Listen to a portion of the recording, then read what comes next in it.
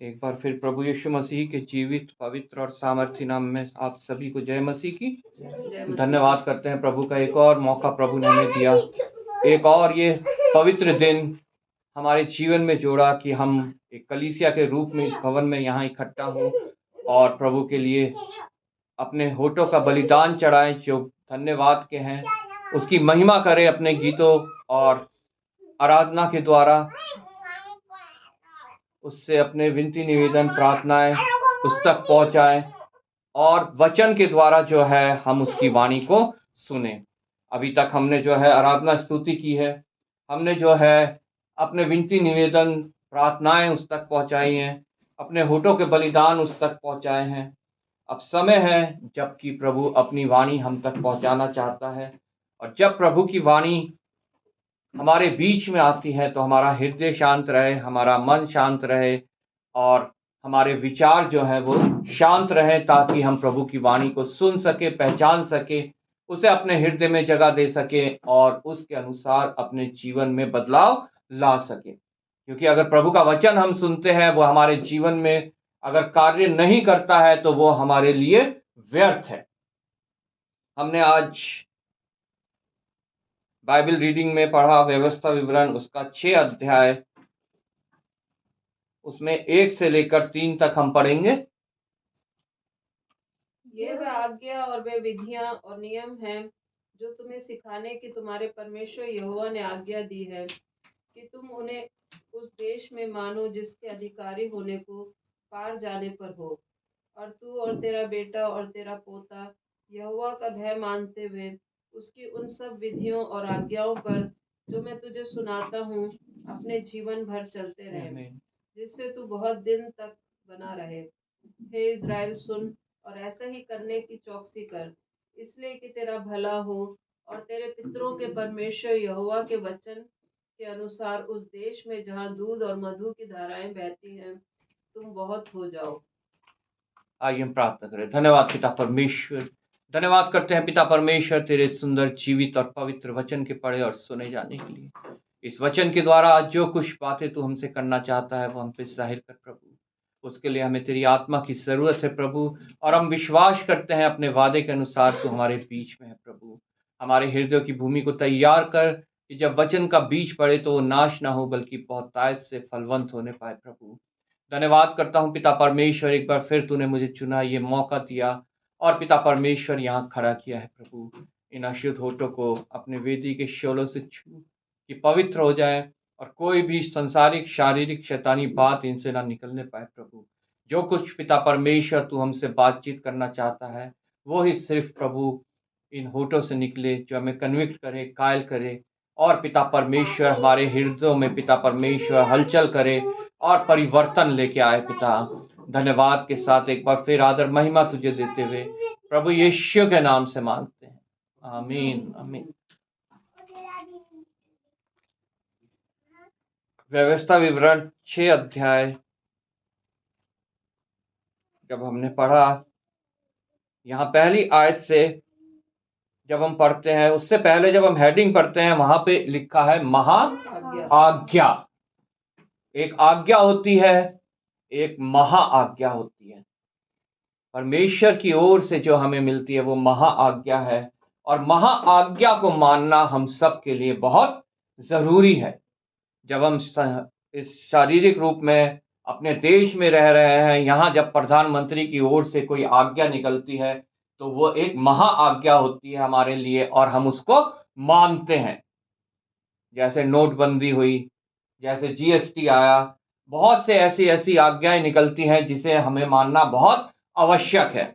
ये सब आज्ञाएं जब हम मानते हैं तो उस राजाओं के राजा की महा आज्ञा को मानना हमारे लिए कितना आवश्यक हो जाता है, और अगर हम उसकी उल्लंघना करते हैं तो उसके हम दंड के योग्य ठहरते हैं।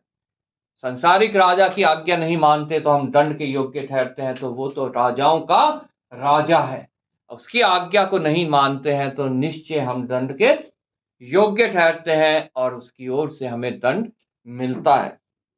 यहाँ पे लिखा, यह वह आज्ञा और वह विद्या और नियम है जो तुम्हें सिखाने की तुम्हारे परमेश्वर यहोवा ने आज्ञा दी है। ये किसी मनुष्य की ओर से नहीं है, पूरे वचन जो ये लिखे हुए हैं ये किसी मनुष्य की ओर से नहीं है। इसका अभी हमने प्रमाण देखा, हमने पढ़ा।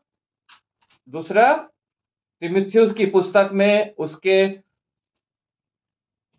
16 आयत में लिखा है, संपूर्ण पवित्र शास्त्र परमेश्वर की प्रेरणा से रचा गया है। इसमें जितने नियम है, जितनी विद्या है, जितनी आज्ञाएं हैं, वो हो सकता है हम जब पढ़ते हो अलग अलग मनुष्य के द्वारा अलग अलग पुस्तक में लिखी गई हैं, लेकिन वो उनकी तरफ से नहीं है, वो पवित्र आत्मा की प्रेरणा से रची गई हैं और वह परमेश्वर की ओर से है। और जो परमेश्वर की ओर से है वो हमारे लिए महान आज्ञा है। संपूर्ण पवित्र शास्त्र परमेश्वर की प्रेरणा से रचा गया है। ये पवित्र शास्त्र है, ये कोई धर्म ग्रंथ नहीं है, कोई धर्म शास्त्र नहीं है, ये एक पवित्र शास्त्र है। और बाकी पुस्तकें जो है वो धर्म ग्रंथ है। किसी भी बाकी पुस्तक के ऊपर ये नहीं लिखा मिलता हमारे को। हमारे बाइबल के ऊपर हमेशा लिखा मिलता है पवित्र शास्त्र या पवित्र बाइबल। लेकिन बाकी अन्य जितनी पुस्तकें हैं उनके ऊपर लिखा मिलेगा आपको धर्म शास्त्र, धर्म की पुस्तक। क्योंकि ये वचन जो है ये कोई धर्म हमारे लिए स्थापित नहीं करते हैं। प्रभु यीशु मसीह हमारे बीच में कोई धर्म स्थापित करने नहीं आए। वो आए ताकि हम उन पे विश्वास लाएं और हम पवित्र ठहर सके और अनंत जीवन तक पहुंच सके, क्योंकि हम पापी लोग हैं। मनुष्य ने जब पृथ्वी पे पाप किया तो पृथ्वी को श्राप मिला, और उसके बाद जितने मनुष्य इस पृथ्वी पे उत्पन्न हुए वो सब पापी है। ये वचन ही हमें बताता है, जो परमेश्वर की प्रेरणा से रचा गया है, पवित्र आत्मा की प्रेरणा से रचा गया है। संपूर्ण पवित्र शास्त्र परमेश्वर की प्रेरणा से रचा गया है और उपदेश और समझाने और सुधारने और धर्म की शिक्षा के लिए लाभदायक है। ये धर्म की कौन सी शिक्षा है? ये वो धर्म नहीं है जो पृथ्वी में लोगों ने स्थापित किए गए हैं, जो लोगों के द्वारा बनाए गए हैं। ये वो धर्म है जो हमें धर्मी बनाता है, जो हमें धार्मिकता को सिखाता है। हालेलुया।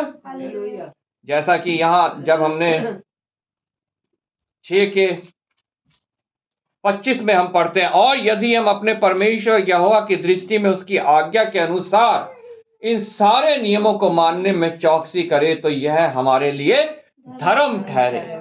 जो परमेश्वर की ओर से जो धर्म है वो है कि हम उसकी आज्ञाओं को, उसके नियमों को, उसकी विधियों को माने और उस पर चलें। उस सारे नियमों को मानने में चौकसी करें और उस पर चले तो ये हमारे लिए धर्म ठहरा जाएगा। संसार में जो है लोग जो कहते हैं वो धर्म, वो इससे बहुत भिन्न है। वो संसारिक मनुष्यों के द्वारा बनाए गए हैं, वो मनुष्यों को बांटने के द्वारा बनाए गए हैं, और वो सब शैतान की योजना के तहत है कि मनुष्य आपस में लड़े झगड़े अपने धर्म को लेकर। लेकिन वो कोई धर्म नहीं है। धर्म किसी से घृणा करना नहीं सिखाता, किसी से बैर करना नहीं सिखाता। हमारे प्रभु यीशु मसीह ने हमें किसी से बैर करना नहीं सिखाया, उसने हमें अपने दुश्मनों से भी प्रेम करना सिखाया। सिर्फ सिखाया ही नहीं, उसने करके दिखाया। इस पृथ्वी पे आकर उसने ये करके दिखाया कि हमारे दुश्मन से भी हमने प्रेम करना है।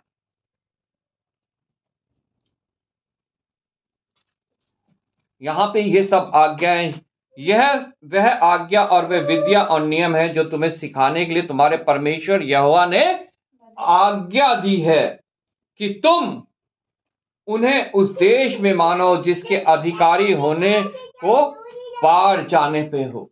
आज परमेश्वर ने हमें कौन से देश में ठहराया है? कौन सा देश है ये जहां हम रह रहे हैं? भारत, हिंदुस्तान, इंडिया।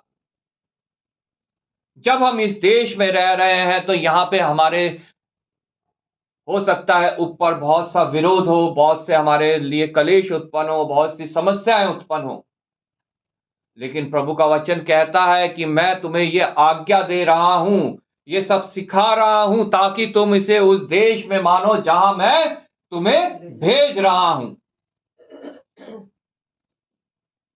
उसने जब हमें इस देश में ठहराया है तो हमें यहां रहते हुए उसके नियम, उसकी विधियां, उसकी आज्ञाओं का पालन करना है। देश के कानून को तो हमने मानना है, जो संविधान है उसको हमने मानना है, क्योंकि प्रभु का वचन उसका उल्लंघन करने को हमें आज्ञा नहीं देता है। प्रभु के वचन में साफ लिखा है कि हमें उन्हें मानना है, और जिसको कर चाहिए उसे कर दो, जिसे महसूल चाहिए उसको महसूल दो, जिसका भय मानना चाहिए उसका भय मानो, और जिसका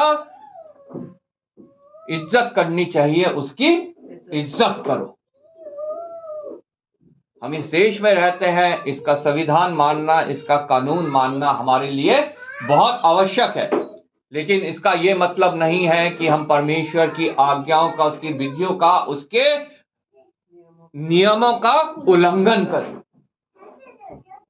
पहले हमें परमेश्वर की बातों को मानना है, उसके बाद हम अपने आप अपने देश के संविधान को मानेंगे, क्योंकि परमेश्वर की बातें हमें यही सिखाती हैं कि तुम उन्हें उस देश में मानो जिसके अधिकारी होने को पार जाने पर हो, और तू और तेरा बेटा और तेरा पोता यहोवा का भय मानते हुए उसकी उन सब विधियों और आज्ञाओं पर जो मैं तुझे सुनाता हूं अपने जीवन भर चलते रहें। जीवन भर, जो पृथ्वी पे इस शारीरिक रूप का हमें जीवन मिला है, इसे हमें जन्म से लेकर मृत्यु तक परमेश्वर की बातों को मानना है, उन्हें अपने हृदय में धारण करना है और उसके तहत अपना जीवन व्यतीत करना है। सिर्फ मैं नहीं, मेरा पुत्र, मेरा पोता, मतलब जो हमारे वंश है, पूरा वंश, जैसे यहोशू ने कहा कि मैं और मेरा घराना, मेरा पूरा घराना जो है उसे मानना बहुत आवश्यक है, उसकी सेवा करना बहुत आवश्यक है। तू और तेरा बेटा और तेरा पोता, उस समय पुरुष प्रधान देश समय था, इसलिए सिर्फ उस समय पुरुषों का ही जिक्र किया जाता था। इसमें यह नहीं है कि स्त्रियों को ये नियम नहीं मानने हैं, या उनकी बेटियों को या उनके नातियों को ये नियम नहीं मानने हैं। प्रत्येक मनुष्य के लिए यह लिखा गया है कि हमें उसके नियम मानना बहुत आवश्यक है, और वो भी अपने पूरे जीवन भर। उन सब विधियों और आज्ञाओं पर जो तुझे सुनाता हूं अपने जीवन भर चलते रहें। लेकिन मनुष्य चूक जाता है, विश्वास में आता है, कुछ समय प्रभु को जानने की कोशिश करता है, कुछ फायदे प्रभु से उठाता है, संसारिक जीवन के, शारीरिक जीवन के, और फिर वापस अपने उसी जीवन में चले जाता है जो संसारिक है, शारीरिक है, जहां शैतान उसे फंसा के रखता है। लेकिन प्रभु का वचन कहता है जीवन भर हम उस पर चलते रहें, और वो तभी चल सकते हैं जब हम उसके वचनों को पढ़ेंगे, उसको जानेंगे, उसकी आज्ञा, उसके नियम, उसकी विधियों को हम समझेंगे। हालेलुया। जिससे तू बहुत दिन तक बना रहे। आज हमारे जीवन जो है बाइबल के अनुसार 70 या 80, 70 है, बल के अनुसार अगर है तो 80 है। अगर हम अपना जीवन परमेश्वर के साथ बिताएंगे तो निश्चय वह हमारा हाथ थाम के ले चलेगा, और हम जो है उस स्थान में पहुंचाए जाएंगे जो परमेश्वर चाहता है उसके जन वहां पे अनंत काल तक जीवित रहें। हे इज़राइल, वो मेरे से और आपसे बोल रहा है। आज के इज़राइल हम लोग हैं जितने प्रभु के पर विश्वास करते हैं। हे इज़राइल सुन, सिर्फ अपने शारीरिक कान खोल के नहीं, अपने आत्मा के कान खोलकर सुन। हे इज़राइल सुन और ऐसा ही करने की चौकसी कर। हमें चौकसी करनी है। चौकसी मतलब हमें जो है चौकीदारी करनी है अपने जीवन की, अपनी आत्मा की, अपने मन की, क्योंकि हमारा मन सबसे धोखा देने वाली चीज है। परमेश्वर का वचन ये बताता है और हमें उसकी चौकसी करनी है। उसकी चौकसी हम अपने आप नहीं कर सकते। उसकी चौकसी वही कर सकता है जिसके विषय में अभी हमने भजन संहिता 139 में पढ़ा कि तू मेरा उठना बैठना जानता है, तू मेरे विचारों को दूर ही से पहचान लेता है। दाऊद कहता है कि तू मेरे को जांच, मेरे को परख, और मुझ में तेरी कोई विरोध की बात पाई जाती है तो उसको मुझसे दूर कर। हमें परमेश्वर को इजाजत देनी है कि वो हमारे लिए कार्य करे, ताकि हम चौकसी कर सके कि शैतान हमारे अंदर ना कार्य कर सके। वो एक इंट्रूडर है, वो जबरदस्ती घुसना चाहता है, लेकिन प्रभु यीशु मसीह जो है वो खटखटाता है। प्रकाशित वाक्यों में लिखा है वह द्वार में खड़ा खटखटा रहा है, और जो द्वार खोलेगा वो भीतर आएगा। तभी भीतर आएगा जब हम उसे इजाजत देंगे, वो भीतर आएगा और हमारे साथ भोजन करेगा। हालेलुया। लेकिन शैतान जो है वो इंट्रूडर है, वो जबरदस्ती जो है हमारे हृदय में घुस जाता है, अपना कब्जा कर लेता है और हमारे विनाश का कारण बन जाता है। हालेलुया। लेकिन जब हम अपना दरवाजा प्रभु यीशु मसीह के लिए खोल देते हैं तो वो डर के भाग जाता है। फिर वो सिर्फ दूर दूर से ही हमें सताने की कोशिश करता है, और अगर हम प्रभु के हाथ थामे रहते हैं तो वो हमें छू भी नहीं सकता है। इसका मतलब ये नहीं है कि दुख नहीं आएंगी, तकलीफ नहीं आएंगी, बीमारियां नहीं आएंगी। ये सब शैतान की ओर से नहीं है, ये उस पाप की वजह से है जो हमारी आदि माता ने, हमारे आदि पिता ने, आदम और हवा ने किया, और ये पृथ्वी श्रापित हो गई। वो सब पृथ्वी के श्राप है और वो प्रत्येक मनुष्य के ऊपर आने आवश्यक है। लेकिन प्रभु उनमें भी हमारा हाथ थाम के चलेगा और हमें वहां ले जाएगा जहां पर हमें जाना है, जो स्थान उसने मेरे और आपके लिए तैयार कर रखा है। इज़राइल सुन और ऐसा ही करने की चौकसी कर, इसलिए कि तेरा भला हो। जब हम चौकसी करते हैं अपनी आत्मा की तो हमारा भला होता है। हालेलुया। और तेरे पितरों के परमेश्वर यहोवा के वचन के अनुसार उस देश में जहां दूध और मधु की धाराएं बहती हैं तुम बहुत हो जाओगे। आमीन। अगर हम ऐसा करेंगे, उसके नियम विधि आज्ञाओं को मानेंगे, हम चौकसी करेंगे उनको मानने की, तो हमारा भला होगा। इस देश में रहते रहते हम यहाँ पे बहुत बढ़ जाएंगे और ये देश भी एक दिन मसीही देश बन जाएगा। हालेलुया। लेकिन पहले हे इज़राइल, तू ऐसा ही करने की चौकसी कर तो तेरा भला होगा। और तेरे पितरों के परमेश्वर यहोवा के वचन के अनुसार उस देश में जहां दूध और मधु की धाराएं बहती हैं तुम बहुत हो जाओगे। लेकिन प्रभु के जन ही जो है वो उस बातों को मानने की चौकसी नहीं करते हैं।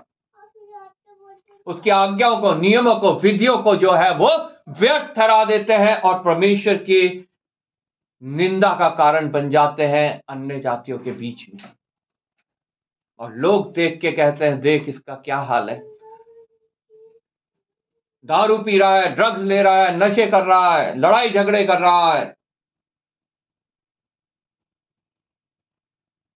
उन सब बातों को हम व्यर्थ ठहरा देते हैं जो इस वचन में हमारे लिए लिखी गई है, जिनको मानने की आज्ञा परमेश्वर हमें दे रहा है और जिनको मानना हमारे लिए बहुत आवश्यक है।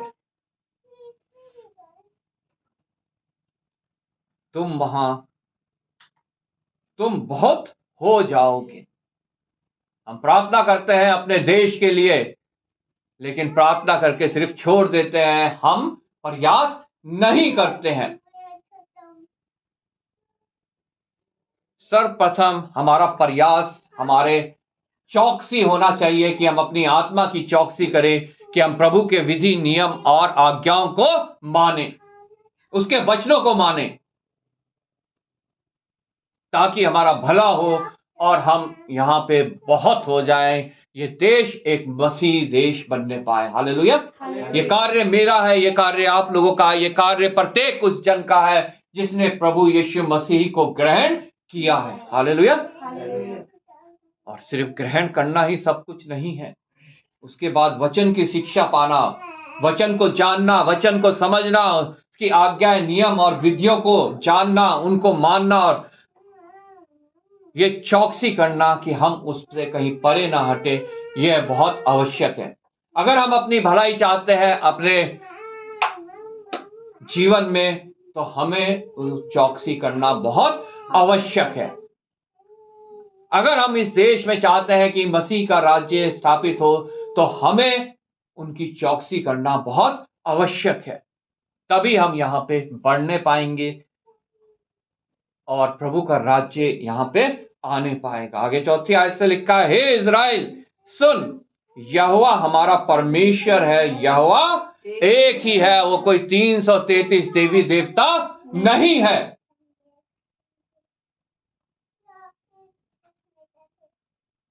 वो सिर्फ एक ही है, और सिर्फ वो ही एक जो है हमें अनंत जीवन तक पहुंचा सकता है, हमारा उद्धार कर सकता है, हमें जो है छुटकारा दिला सकता है। तू अपने परमेश्वर यहोवा से अपने सारे मन, सारे जीव और सारी शक्ति के साथ प्रेम रखना। जब मूसा को 10 आज्ञाएं दी गई, तो उसमें ये आज्ञा जो है वो सबसे इंपॉर्टेंट है। जब हम इस आज्ञा को मानते हैं, तभी हम बाकी सब आज्ञाओं को पूरा कर सकते हैं। और इस आज्ञाओं को अगर हम नहीं मानते हैं, तो हम किसी भी आज्ञा को पूरा नहीं कर सकते। तू अपने परमेश्वर यहोवा से अपने सारे मन, लेकिन हमारा मन सबसे धोखा देने वाले है। सिर्फ मनुष्य उसमें फंस के अपने जीवन को बर्बाद करता है, लेकिन एक मसीही जन जिसने प्रभु यीशु मसीह को ग्रहण किया है, उसे इजाजत दी है अपने हृदय में आने की, सिर्फ वो ही उसे काबू में रख सकता है। अपने सारे मन से परमेश्वर से प्रेम करना है। हम करते हैं संसारिक वस्तुओं से प्रेम, भौतिक चीजों से प्रेम, अपने ऐशो आराम से प्रेम, अपनी सुविधाओं से प्रेम, लेकिन प्रभु का वचन कहता है कि हमें अपने सारे मन से परमेश्वर से प्रेम रखना है। अपने सारे जीव, मतलब जो हमारा प्राण है, हम अपने प्राण को सबसे अच्छा सुरक्षा देते हैं, अपने प्राण की जो है सबसे ज्यादा हिफाजत करते हैं कि कहीं हमारा प्राण ना निकल जाए, हम मर ना जाए। लेकिन प्रभु का वचन कहता है हमें उससे प्रेम करने की आवश्यकता नहीं है, क्योंकि वो प्रत्येक मनुष्य का निकलना आवश्यक है, तभी वो अनंत जीवन तक पहुंचने पाएगा। जब ये प्राण निकलेगा, तभी वो अनंत जीवन तक पहुंचने पाएगा। इसलिए तुझे जरूरी है कि तू अपने प्राण को छोड़, उसको प्रेम ना कर, बल्कि अपने परमेश्वर से सब प्रेम कर। हालेलुया। अपने प्राण के द्वारा अपने परमेश्वर की महिमा कर। जब तू इस पृथ्वी पे है, तेरा प्राण तेरे अंदर है, तो उसके द्वारा परमेश्वर की महिमा कर, उसकी निंदा का कारण ना बन। अपने पूरे प्राण से तू उससे जब प्रेम करेगा, तभी ऐसा करने पाएगा। हालेलुया। और सारी शक्ति के साथ प्रेम रख। और जो शक्ति प्रभु ने हमें दी है, शारीरिक शक्ति, जो ये शरीर दिया है, इसके द्वारा भी हमें जो है सिर्फ और सिर्फ परमेश्वर से प्रेम रखना है। इस शरीर की सुख सुविधाओं के से हमें प्रेम नहीं रखना, इसके भोग विलास से हमें प्रेम नहीं रखना।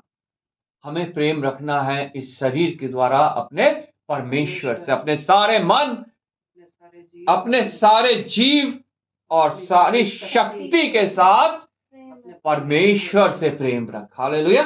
और जब हम ऐसा करते हैं तो निश्चय जो है हम परमेश्वर के समक्ष धर्मी ठहरते हैं और परमेश्वर हमारी रक्षा करता है, हमारा उद्धार करता है, हमें अनंत जीवन तक पहुंचाता है। हालेलुया।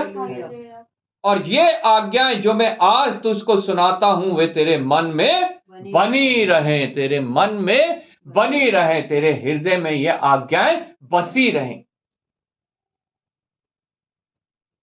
कोई शैतानी बात नहीं, कोई शारीरिक बात नहीं, कोई संसारिक बात के ऊपर तेरा मन ना लगे, बल्कि ये बातें तेरे मन में बसी रहे, ताकि जब तेरा मुंह खुले तो ये बातें तेरे परिवार में, तेरे बच्चों के बीच में, तेरे आस पड़ोस में, तेरे कार्य करने के जगह पे, सब जगह ये ही बातें तेरे मुंह से निकले। और तू इन्हें अपने बाल बच्चों को समझाकर सिखाया करना। कल एक छोटे बच्चे के पहले जन्मदिन में प्रचार का मौका मिला। प्रभु का धन्यवाद करता हूं कि प्रभु ने वहां इस्तेमाल किया, क्योंकि ये बहुत आवश्यक है कि हम अपने बच्चों को ये आज्ञाएं सिखाएं। और तू इन्हें अपने बाल बच्चों को समझाकर सिखाया करना। ये प्रत्येक माता पिता का एक परमेश्वर की ओर से उनको ये आज्ञा है और उनकी ये जिम्मेवारी है कि वो अपने बाल बच्चों को पहले खुद समझे और फिर अपने बाल बच्चों को समझाकर ये बातें सिखाया करें। और घर में बैठे, मार्ग पर चलते, लेटते उठते इनकी चर्चा किया करे। घर में बैठे मतलब अपने परिवार के बीच में, मार्ग पर चलते मतलब अन्य लोगों के बीच में, जब हम किसी अन्य लोगों के बीच में होते हैं। और लेटते उठते मतलब अपने आप से इन्हीं इनकी चर्चा किया करना। हालेलुया। अपने परिवार में बाकी सब लोगों से और अपने आप से हमें इन वचनों का मनन करना, इनकी चर्चा करना बहुत आवश्यक है। और इन्हें अपने हाथ पर चिन्ह के रूप में बांधना, मतलब तेरे हाथ जो है वो कुछ ऐसा कार्य ना करें जो इन वचन के विरोध का है, बल्कि वो दूसरों की सेवा के लिए इस्तेमाल किए जाएं, प्रभु के लिए इस्तेमाल किए जाएं। और ये हाथ जो है प्रभु के योग्य कार्य करें और उसके योग्य ठहरने पाए। और तेरी आंखों के बीच में टीके का काम करे। जब कोई मनुष्य हमें देखता है, हमारे चाल चलन को देखता है, उसके द्वारा जो है हमारा जीवन उसके सामने प्रकट हो सके कि ये लोग जो हैं ये परमेश्वर को मानने वाले लोग हैं। इन्होंने एक टीके की तरह उसको अपने माथे पे लगा रखा है, मतलब इनका ये जो कार्य करते हैं वो उसके भय में करते हैं और उसकी आज्ञाओं को, उसकी विधियों को, उसके नियमों का पालन करने वाले लोग हैं। तभी वो लोग, जब हम ऐसा करेंगे, हमें देख कर कह पाएंगे कि हाँ ये मसीही लोग हैं। क्योंकि जब हम कोई टीका लगा के स्त्री निकलती है, हमारी दृष्टि सबसे पहले उस टीके पे पड़ती है जो उसके माथे पे लगा हुआ होता है। उसी तरह हमें वो टीका अपने जीवन में लगाना है जो परमेश्वर की ओर से हमें ये वचन मिले हैं, इसी के अनुसार हमने अपना जीवन व्यतीत करना है। और इन्हें अपने घर के चौखटों के बाजुओं और अपने फाटकों पर लिखना। हालेलुया। जो भी हमारे घर में प्रवेश करे उसे प्रभु के वचन के सिवा कुछ भी हमारे बीच में नजर नहीं आना चाहिए। कोई ऐसी बात नहीं जो परमेश्वर के विरोध की है, जो शैतानी है, जो शारीरिक है, जो मनुष्य को नाश करने वाली बातें हैं, हमारे घर में वो प्रवेश नहीं होनी चाहिए, बल्कि जो भी कोई हमारे घर में आए उसे हमें प्रभु के वचन के द्वारा जो है उसके साथ हमें व्यवहार करना है, चाहे वो फिर अन्य जाति का हो चाहे मसीही हो। हमें पहनवाई करनी नहीं छोड़नी है, क्योंकि प्रभु का वचन कहता है ऐसा करने से हम कई बार पवित्र स्वर्गदूतों की सेवा करते हैं। हालेलुया। इसलिए ये सब जब हम अपने जीवन में लागू करते हैं तो परमेश्वर की आशीष हमारे जीवन में पहुंचती है, और हम जो है अपने इस जीवन को, जो ये शारीरिक जीवन है, बड़ी आसानी से जो है बिता पाते हैं, क्योंकि परमेश्वर हमारे साथ रहता है, क्योंकि वो जल उठने वाला परमेश्वर है। यहाँ पे जब हम 13वीं आयत से ले पढ़ते हैं तो लिखा है, अपने परमेश्वर यहोवा का भय मानना, उसी की सेवा करना और उसी के नाम की शपथ खाना। तुम पराये देवताओं के अर्थात अपने चारों ओर के देश के लोगों के देवताओं के पीछे ना हो लेना।